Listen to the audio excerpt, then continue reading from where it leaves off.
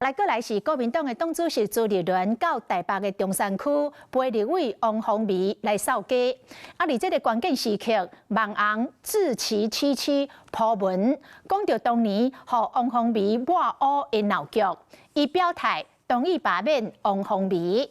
王鴻薇来回应讲尊重，伊讲嘛也有真侪民众反对罢免。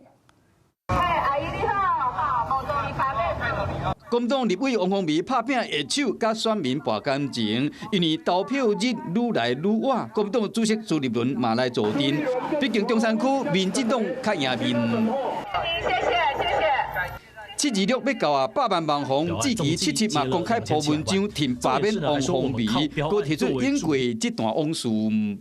志奇77在网络上已经被质疑大量的标到政府的标案。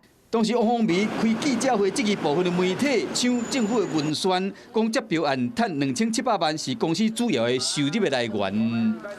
立委说，我们主要收入靠标案，真的是完完全全不是。 当时志奇佫特别拍影片做回应，即马佫列出3点澄清，表示讲第一，2700万绝对饲袂起公司所有的人。另外，嘛毋是干那接民进党执政的案件，伊愿意讲到迄4800万的案件，伊根本就无去接。最后佫表示讲，我毋知影你敢会被罢免，抑过7月26我会去投票。